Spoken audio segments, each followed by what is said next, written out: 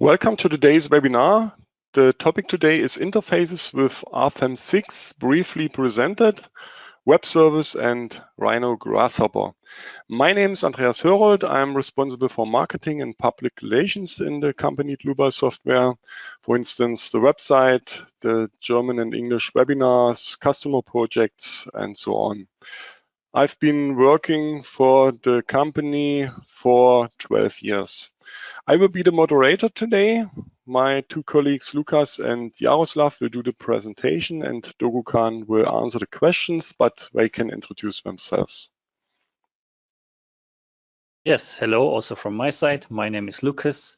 I'm working for Dlubal for 11 years now, and I'm hired as product engineer and customer support engineer. And I'm working mainly in the fields of the interfaces and the steel design.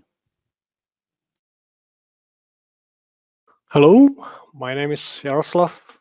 I work for Dlubal almost 2 years, and I'm leading the team which is responsible for the development of interfaces and web service. And today I'll be introducing you the web service in the second part of the webinar.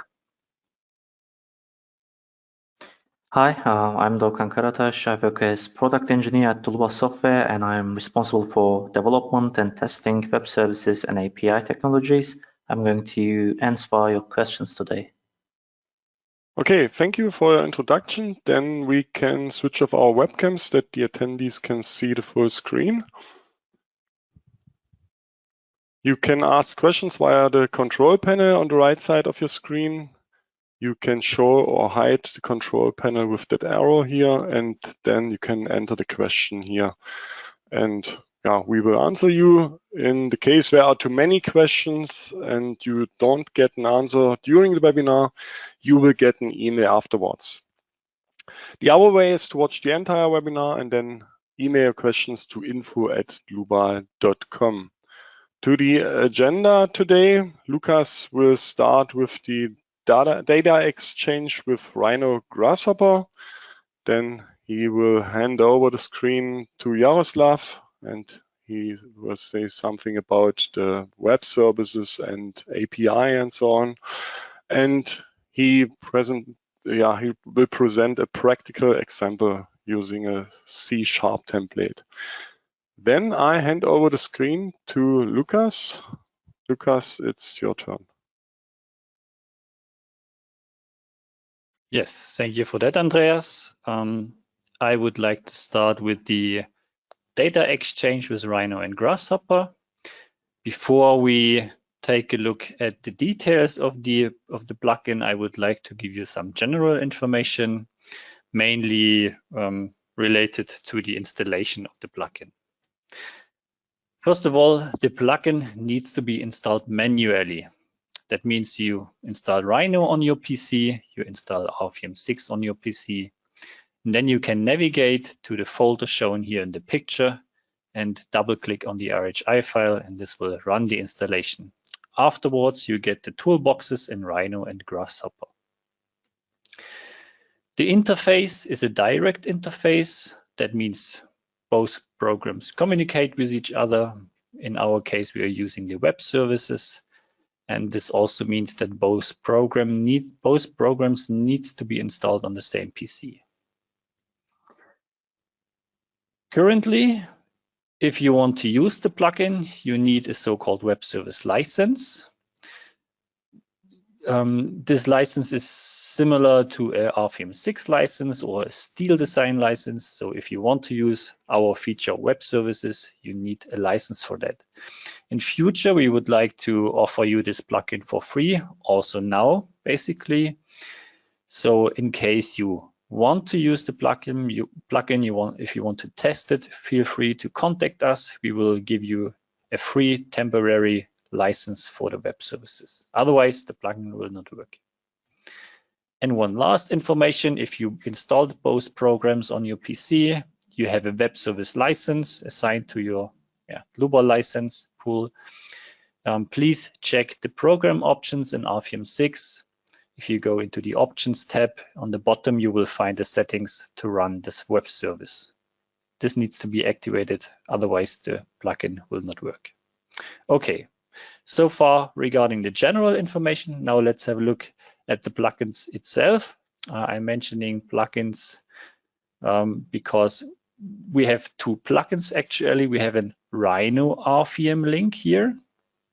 And with that link, you can import and export data. And the data are lines and surfaces. There are no additional informations to these lines and surfaces, so no materials, no thicknesses. It's a pure geometric import and export. The import and export can be started from Rhino. You can see it in the picture. After the installation of the plugin, you get this RFEM 6 tab with the export and import icon. And if you click on the export, you get another window with a couple of options. The main options are to append or overwrite the existing RFEM file when you export. You can flip the Z-axis, and let's say you can also control the content of the data that you want to transfer by selecting the layers in Rhino. So only those lines and surfaces that are linked to the selected layers will be transferred to RFEM. Now let's have a quick look how this looks in RFEM and in Rhino itself or directly. I will open Rhino on the left-hand side and RFEM on the right-hand side. To show you the export, I have here a small file prepared in Rhino, a membrane roof structure. At least this could be a membrane roof structure. And the goal should be to transfer it into RFEM 6. In general, the workflow is quite easy. You need to open an RFEM file first. This is required. We are not able to create new files at the moment. So membrane roof. And then we can already run the export. You can see it here. These are the two icons, export and import. And if I click on the export, I get the mentioned window. I will append this structure to my existing file.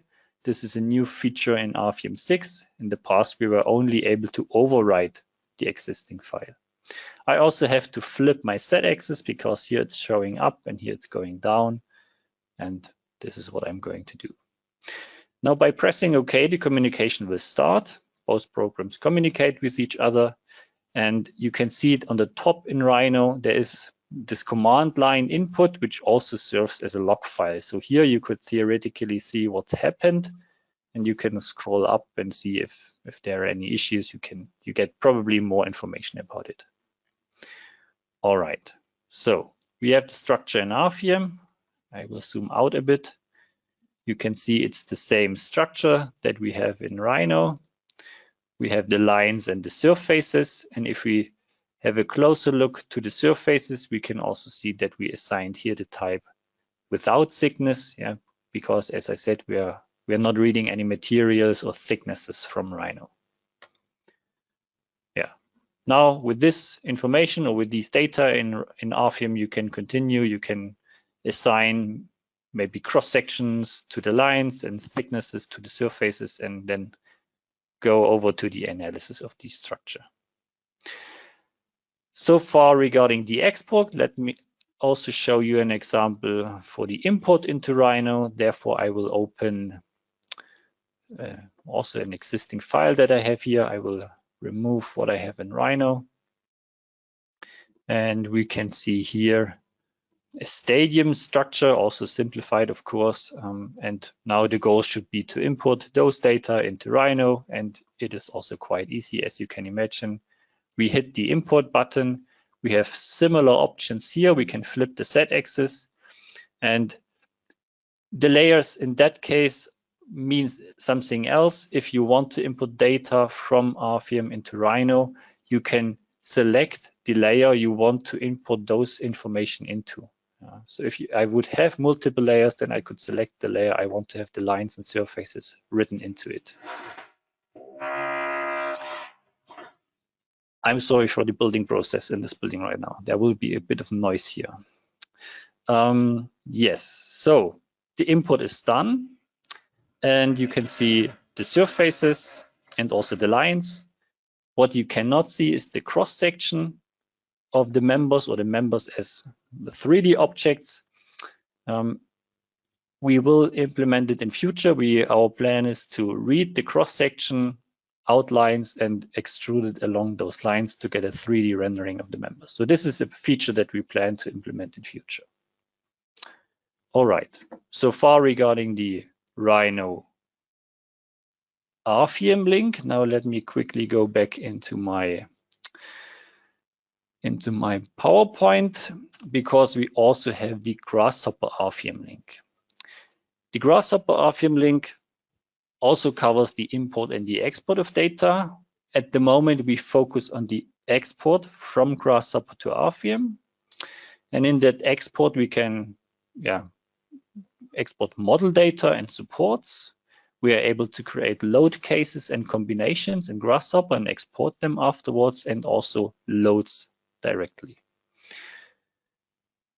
I have to mention here that not everything that we have in RFEM can be controlled or assigned via our Grasshopper plugin. There are too many functions at the moment to cover, and to cover everything, it would mean a lot of workload on our end. So we decided to implement the basic objects, and we also want to implement new objects, of course, but mostly related to, let's say, customer feedback and wishes. And what we have at the moment is we have here, regarding the model data, node component, line, member, surface, and solid components. And as a base for those components, we can also create materials, cross-sections, and thicknesses. And additionally to that, we also have member eccentricities, member hinges, line hinges, for the definition of hinges between surfaces. And at the end, we also have here the nodal, line, and surface supports. There is an extra component, the solid gas component. This was, for example, a customer wish. So we implemented this feature, let's say, earlier than we would have done it if we follow our own path. Regarding the loads, we are able to create load cases, load combinations, and also design situations. Design situations are ultimate limit state, serviceability limit state, and so on. They are required for load combinations. And then we are also able to create the loads, nodal loads, line loads, member loads, surface loads, solid loads, and then again, opening loads, which was also a customer request. And to not forget the polygonal loads, 3 polygonal loads are also covered here. So this is more or less a rough introduction of the interface. Now I would also like to show it quickly on an example. Therefore, I will open Rhino again on the left-hand side, and at the beginning, Grasshopper on the right-hand side. And I have here, let's say, a complete procedure to create a structure. In that case, let's say an office building, a multi-story office building with a concrete core, column slabs, obviously, and also like a steel skeleton outside, a steel framework on the outside.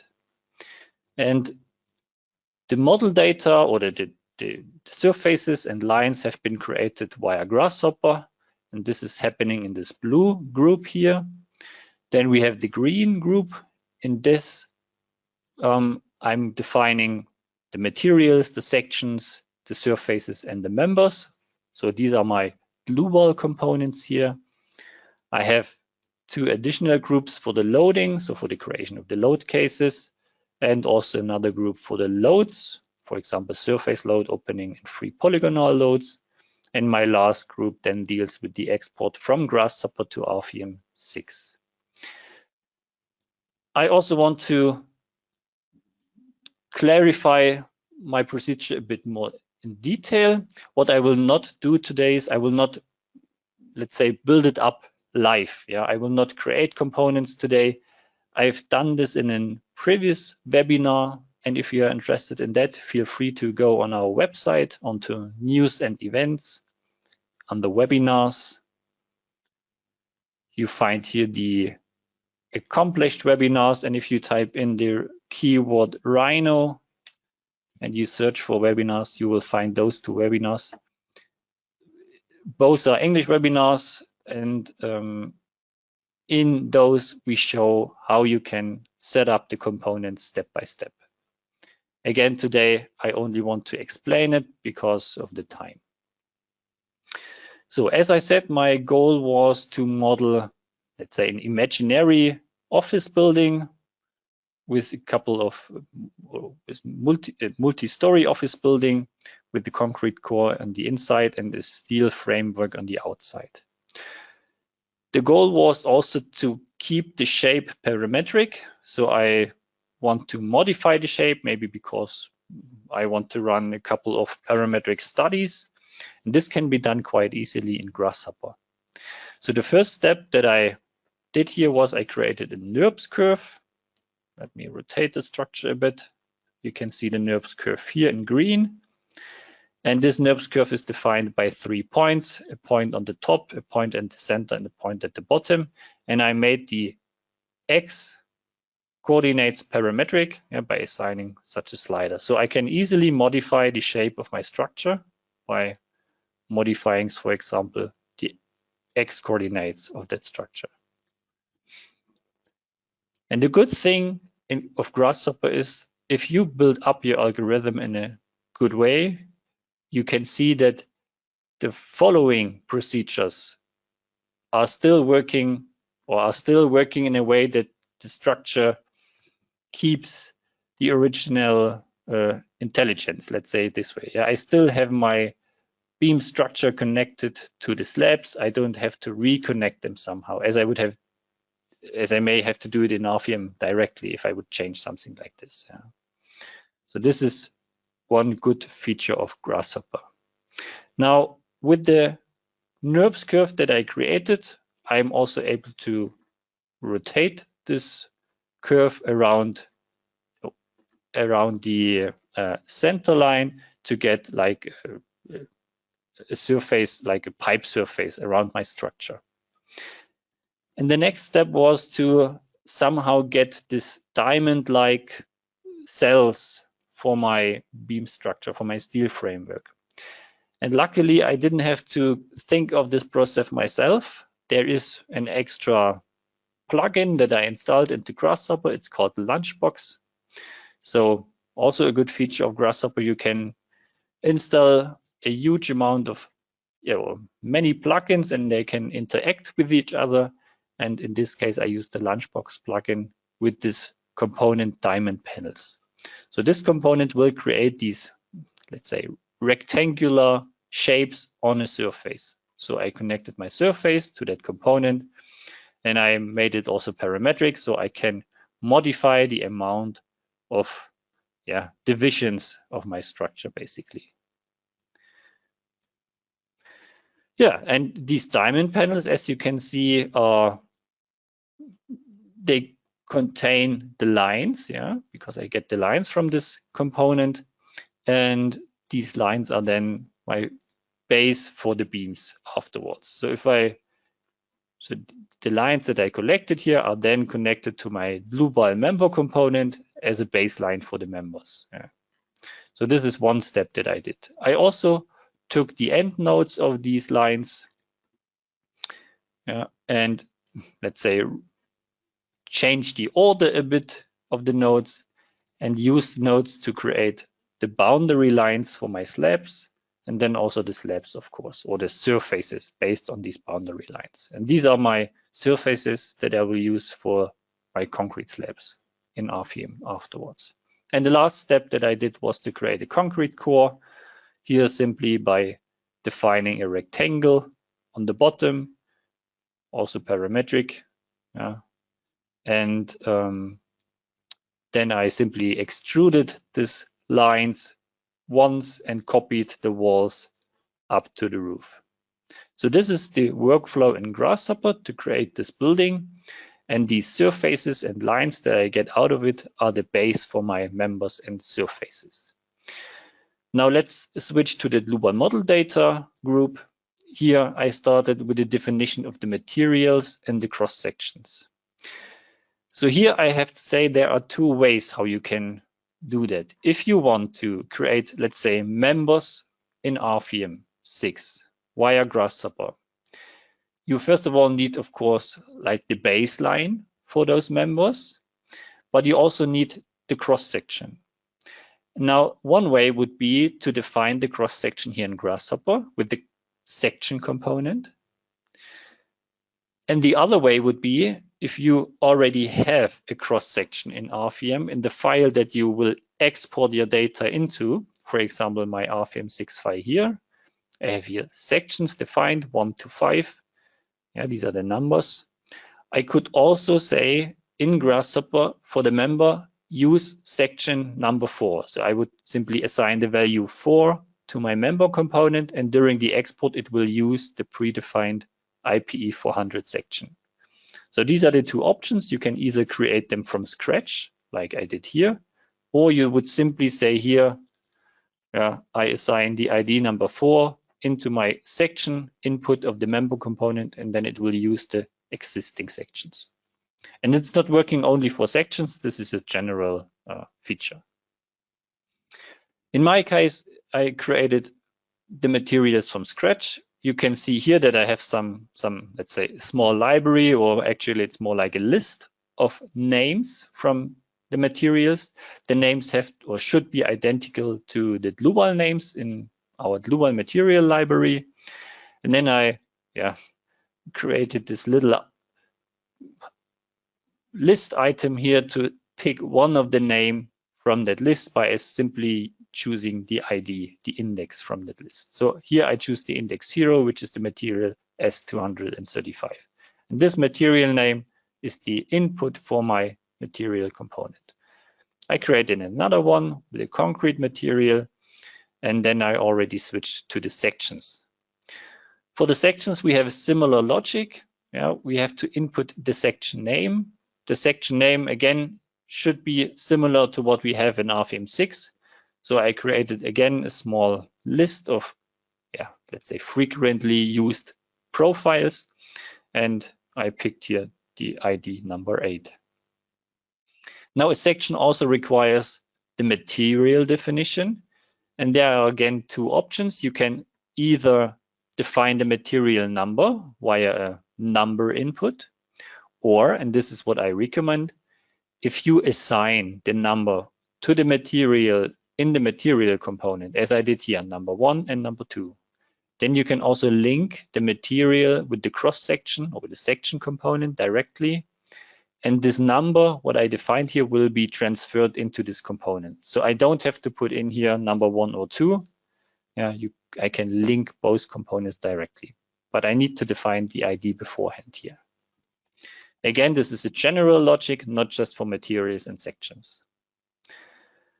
So I also define the thickness, which is then follows the same logic, and afterwards the members and surfaces. I already explained it for members. I used here the Grasshopper lines that I got from my diamond panel component, basically. Regarding the surfaces, same logic. I assigned the thickness directly to my surface component. The surfaces are based on my slab surfaces that I created in this Grasshopper procedure or algorithm. I continued another surface component for the walls, a component for openings. I want to have openings inside my slabs where I have an intersection with the walls, and also my surface support. And this is what I did for the Dlubal model data. Then I went over to the loading. I wanted to create the load cases already in Grasshopper. And to do so, I have a load case component, and the minimum information that I need for a load case is the static analysis setting. So should it be designed or analyzed according to first, second, or third order? So this is another component that I can define. And I also need the so-called action category. The action category is dependent on the classification or on the standard that you use in the RFEM file. So we have a component where you can set this information.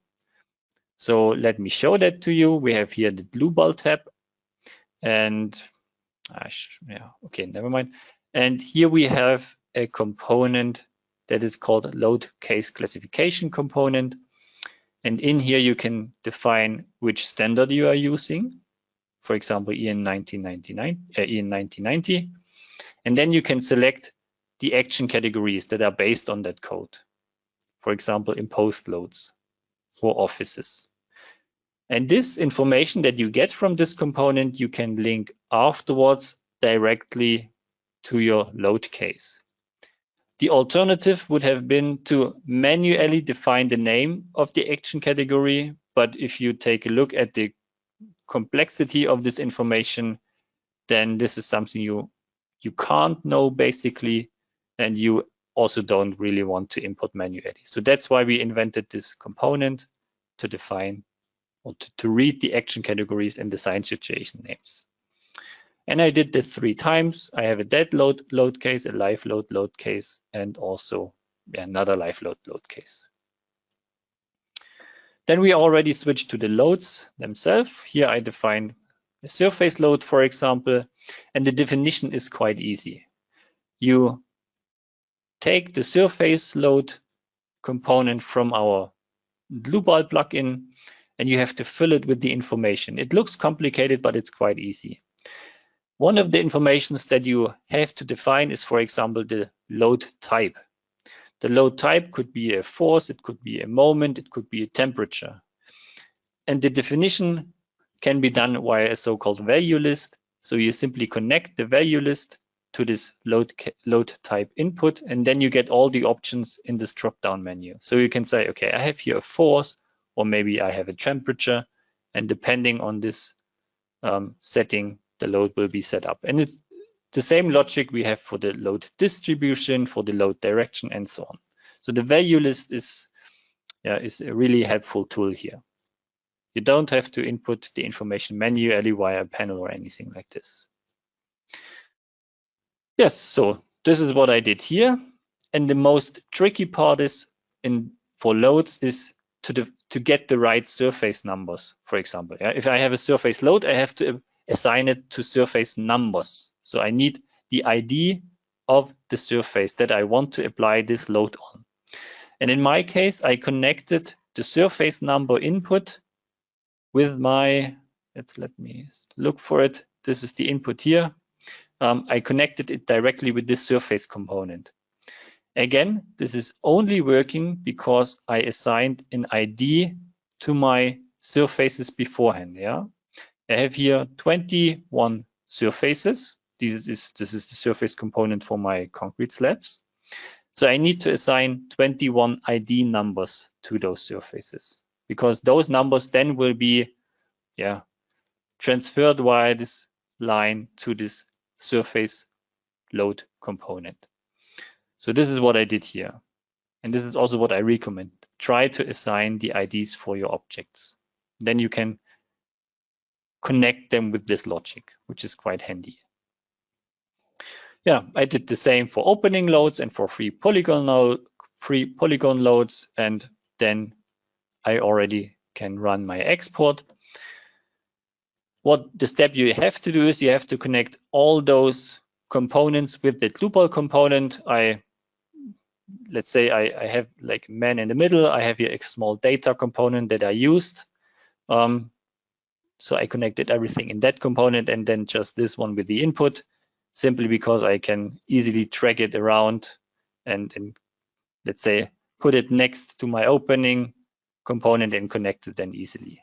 So this is why I have here this extra component, and then I can run the export. There are some settings in the export component. A couple of them I want to mention here. We have a unit settings, for example. What is it good for? Well, in Grasshopper, when you define coordinates for nodes, for example, yeah, for this NURBS curve, I defined nodes or points, and for those points I have the coordinates, and my coordinate is simply 12 or 70. There is no unit attached to it. But there is of course a huge difference if it's 12 millimeters or 12 meters. So this unit can be set here. By default, I'm using meter, so that's why I didn't set anything in here, but you could use a value list to switch it to yards or inches or whatever you can think of. So I can modify the units in that component, or I can set them for my project. What I cannot set is the unit for my for values in my components. For example, for the surface load, I have here the load magnitude P, and here I have to use a fixed unit, Newton per square meter. So this is why I'm applying here 3,500. It's not kilonewton per square meter, it's Newton per square meter. If you want to input your data in, let's say, kilonewton per square meter or pound force or whatever, then you can simply create a small conversion yourself, and I think it's quite easy. Yeah. For example, you could say, if you want to input the force in kilonewton per square meter, you would need another component which multiplies the value with 1000, and then you can use this combination and set it in front of every surface load component, and you can deal with kilonewton per square meter, but at the end you get the Newton per square meter. Okay. The other options that I want to mention is the Z-axis flip. Yeah, again, I'm using Z-axis up in Rhino or in Grasshopper, and I'm using Z-axis down right now in RFEM, so I have to flip my coordinates. And then I have one more option, the override option, and here I can control with the Boolean toggle if I want to override my RFEM structure with every export that I do here, or if I set it to false, I will add the information to the existing RFEM structure. So I can add data or I can override them. In my case, I'm using override. So now it's the point we can run this whole algorithm. I will put Grasshopper on the left-hand side and double click on the Boolean toggle, and it will switch to true in a second. It takes a couple of seconds to transfer these data, and we have, let's say, two options here. I can use a button, and the button would be a one-time export, and if I click the button again, it will again export one time. Or if I use a Boolean toggle and I set it to true, I will have something like a live link. Yeah, the connection remains open, and I can modify my parameters, and it will always export the latest information. In this case, I set it back to false. Yeah, so it's something like a one-time export, and you can see the result here. I have my concrete slabs, I have my concrete core of walls, and also my steel skeleton on the outside. My surface support at the bottom. I think I also have the openings in here. Let's create a small visibility. Yeah, we can see it here. This opening was created by my opening component. And we also have the load cases and loads. So I have here my 3 load cases, dead load, live load, and so on with the correct action categories. And also my loads have been applied. I have here surface loads in here, my opening loads, and also a polygonal load here in the area of the concrete core on this big surface.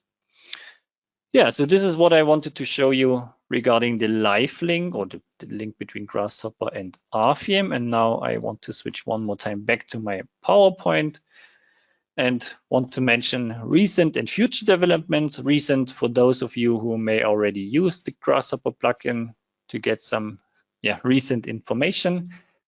And here I can say that we implemented the opening loads recently, as I mentioned them already, the gas solid component for, let's say, form finding analysis with let's say, gas solids or cushions. Then we extended the surface component to be able to generate load transfer surfaces, also a really new and nice feature in RFEM 6. Yeah, instead of using the load assistant feature, you can use the load transfer surfaces, and they will transfer the forces, the surface forces, onto the beams, and they have no stiffness. So really a handy feature. We have made extensions for form finding calculations in various components, in surface components, in surface load components, and also some smaller improvements, for example, regarding the line rotation via help nodes. What do we plan for the future of this plugin? We want to implement new components, for example, for the FE mesh settings, and also for a component to run the analysis in RFEM 6 from Grasshopper, yeah, and also long time planned features are the import of results from RFEM back into Grasshopper. This would be a nice feature. Also, the deformed FE mesh should be imported back from RFEM into Grasshopper. These are some ideas. And as I already mentioned, the rendering of members, including the profile shapes. Yeah. So this is what we have planned, and this is what I wanted to show you today. And now I will hand it over to my colleague Jaroslav, who will present the web services. Give me a second, Jaroslav. Okay, thank you, Lucas. And I will start my part of the presentation. I think you see my my screen very well, and I will start with some basic or the general introduction what web service is and what it's good for. Why web service and API? Because we think that you may use the power of RFEM 6 beyond its graphical interface. That could be easy way to create an application top of RFEM 6, or that you can also want to plug in our applications like RFEM 6, RSTAB 9, or RSection to some chain of your applications, or that you would like to extend or reinforce our application with your own checks or your own post-processing tools for results and so on. Therefore, we developed a so-called web service. You can use it as libraries and some functions, which we will see later on during this presentation. You may ask which objects are accessible from our applications. Basically, that's the topology data or the geometrical data like nodes, lines, members, sections, and so on. Then you have the full access to loads and loading. And also you can define any kind of support for nodes, members, surfaces, and so on. And also what's our web service capable is to run calculation and retrieve results of the calculation back so that you can do some post-processing of results. You may ask why web service, where I can use it. Here I have some slide deck with some examples where we may talk it could be useful to use it. It could be used for the parameterized or modular structures like steel hulls or racks, scaffoldings, and so on, so that you would like to create some parametric models by your own with the scripting. So that's the area of application.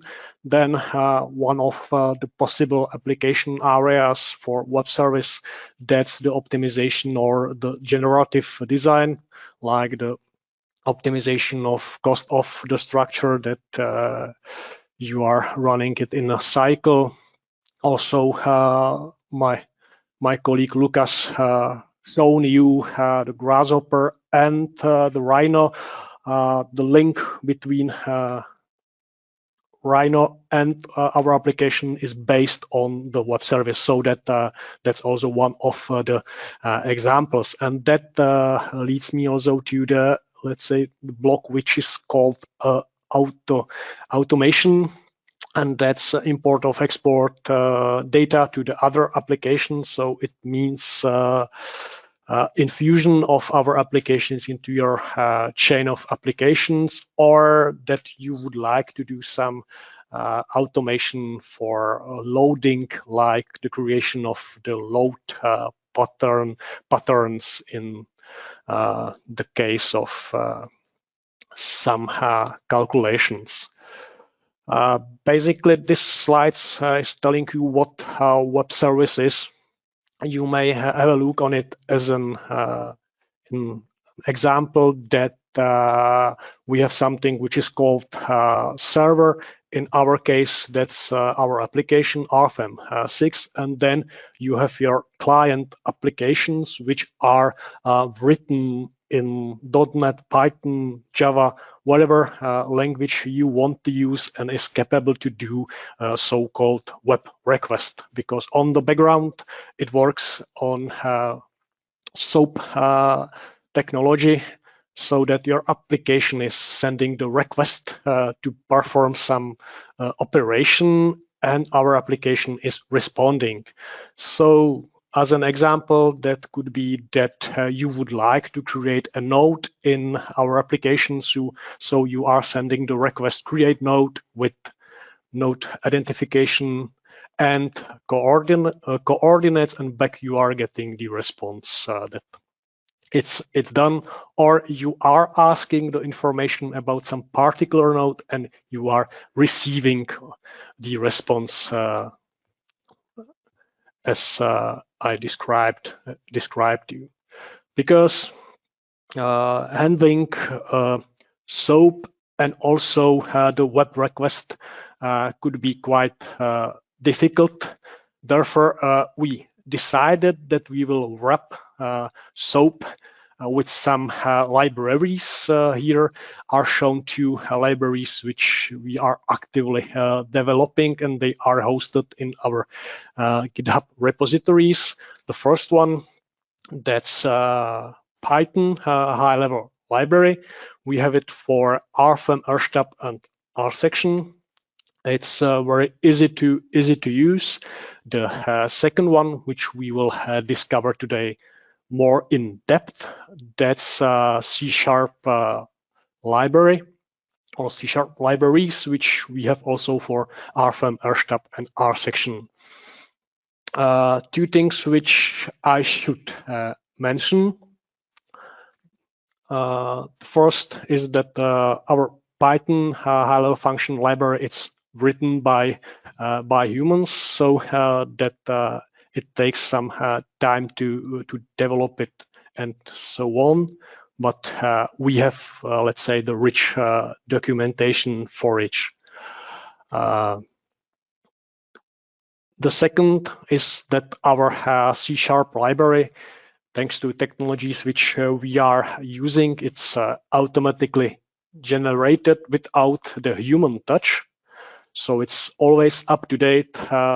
The small disadvantage is that it's not so well documented as the Python library, but you don't have to be scared, because it's really easy to use and understandable, and I will show you how to work with it later on during my presentation.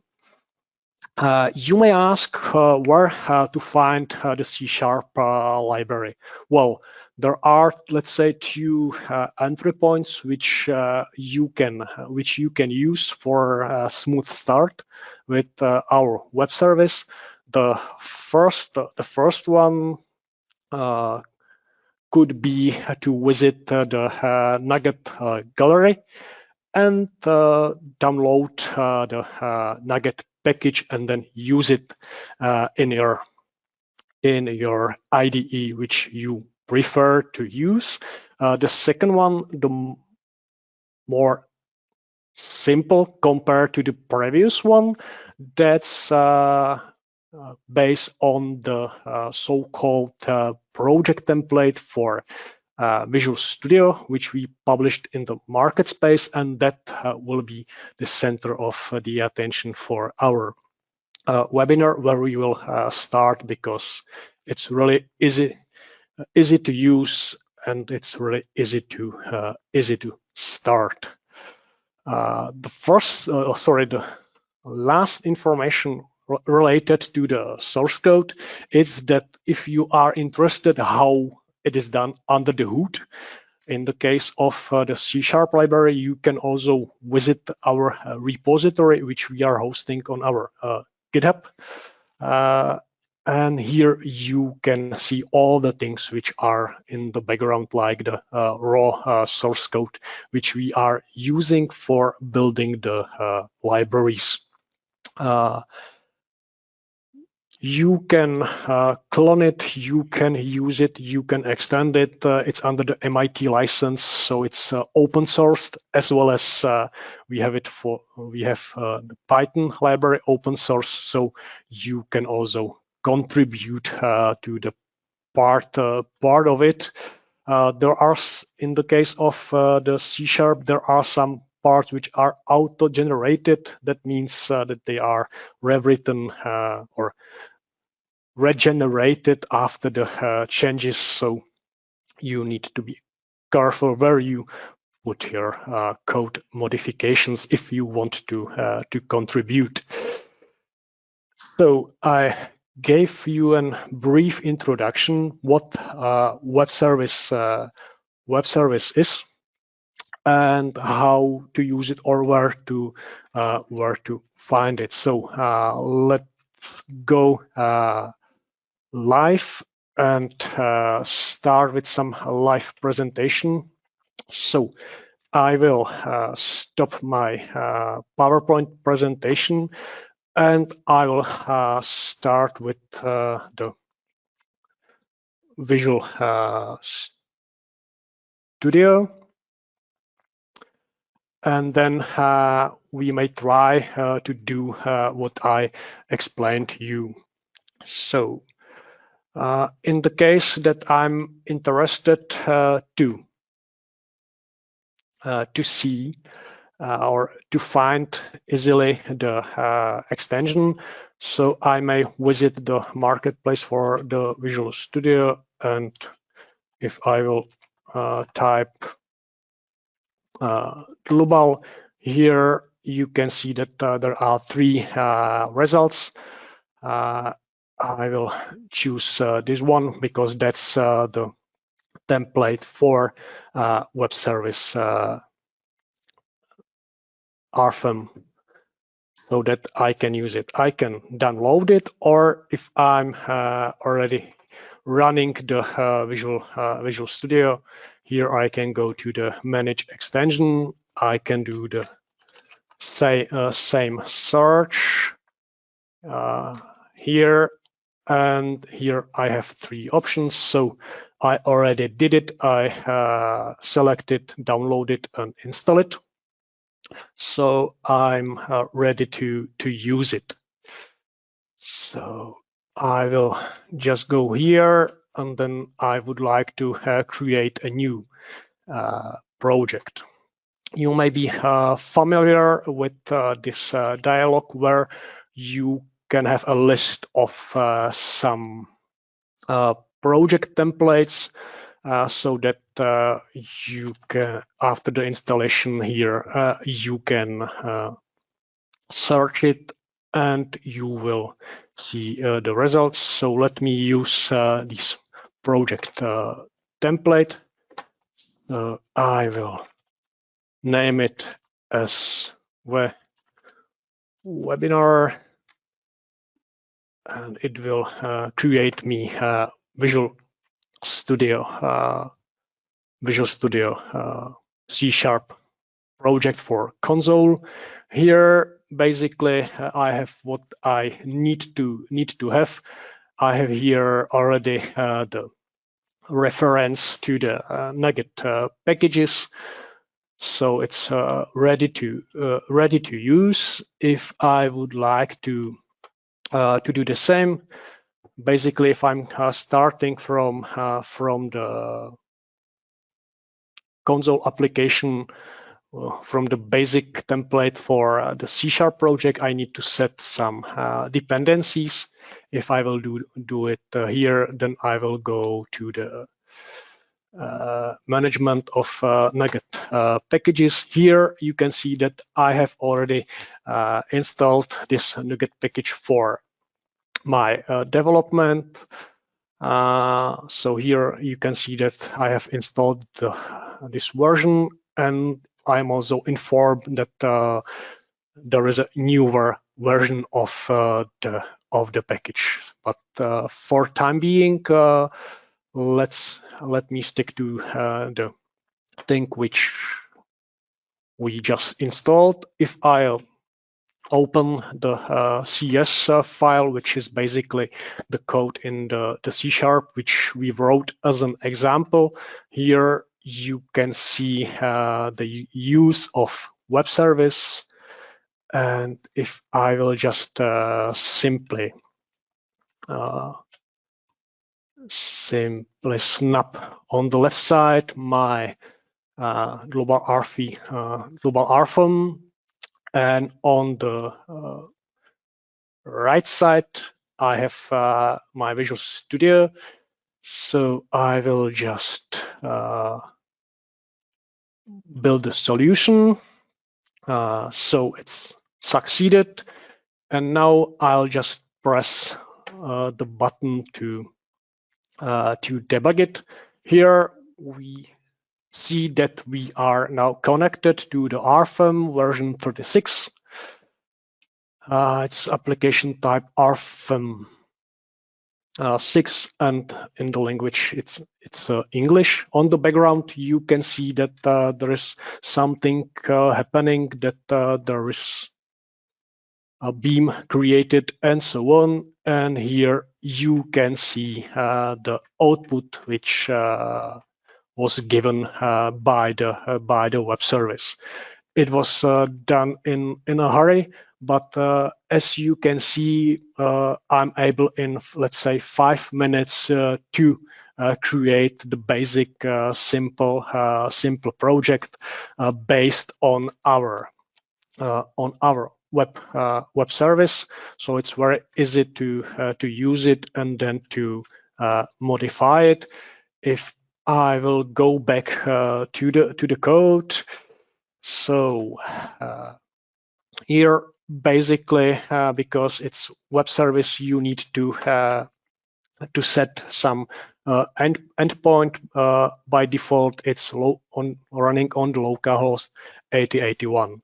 The question is where I might found this information. So it's related to the information which already Lucas gave you, that here there was an program options and settings, web service. Here you can start the server automatically with the application, and here you can see the server port range. So 8081, it's for the application. From 8082 to 8089, that's for the models. So I'll go back to the Visual Studio. So here some informations related to the endpoint, and then if I will show you how it's done. So here I have a pieces of the code where I'm establishing the communication between my application and the RFEM or RSTAB. Basically, you can just do copy and paste with your application, because here I'm just creating the application client with address where to connect. Then here I'm getting the information which you have seen running.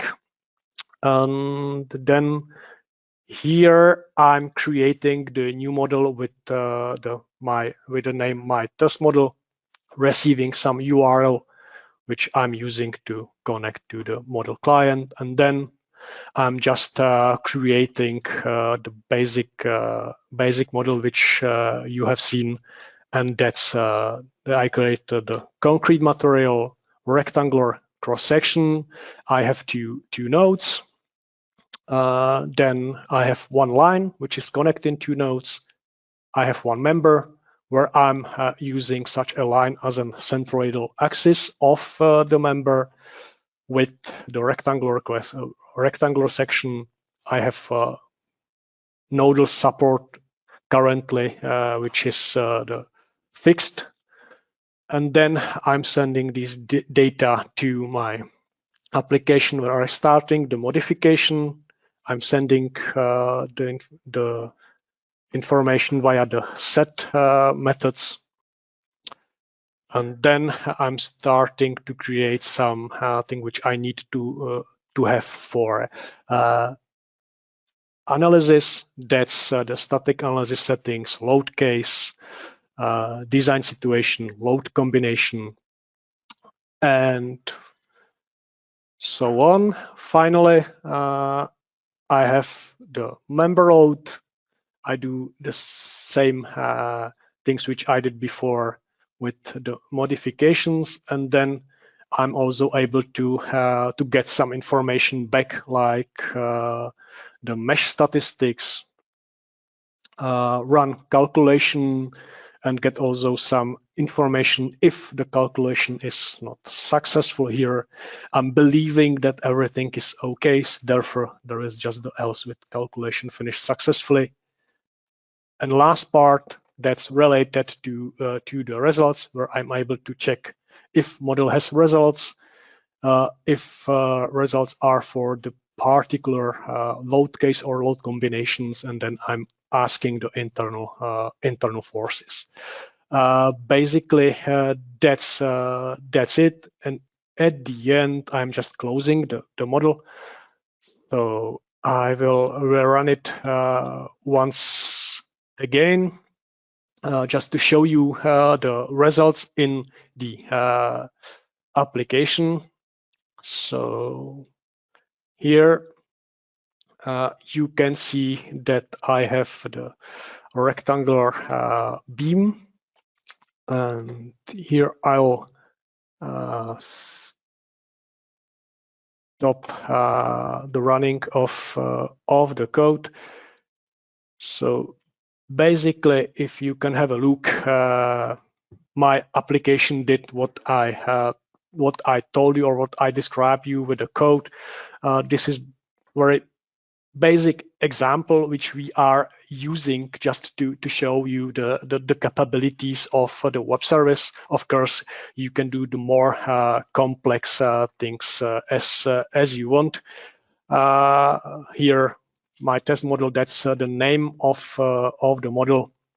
And then if I will switch the load, so I have the self-fatal load and also the load case with the member load, the trapezoidal one, and here should be also the combination which I created and called scripted combination with the assignments.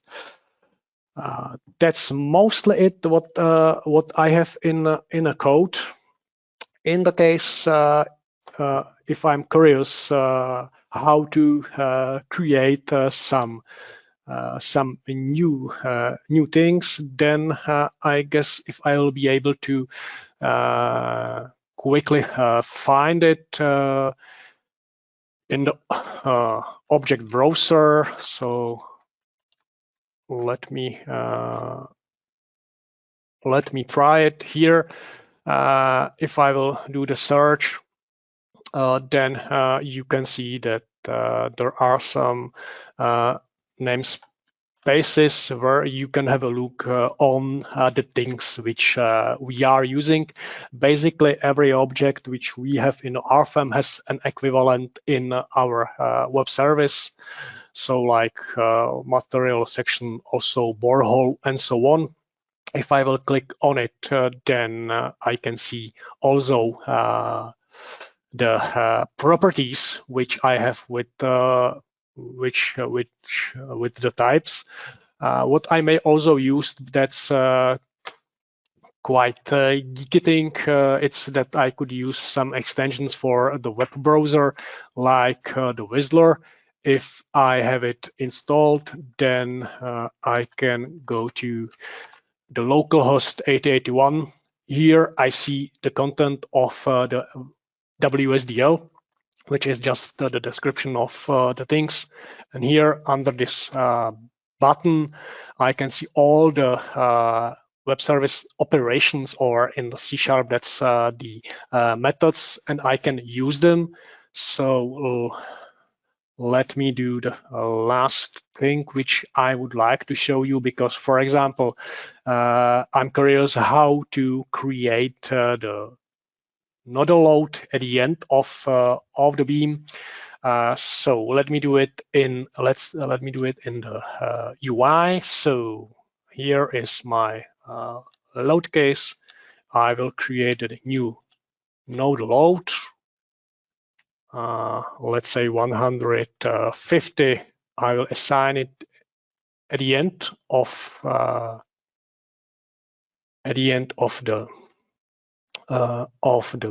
beam.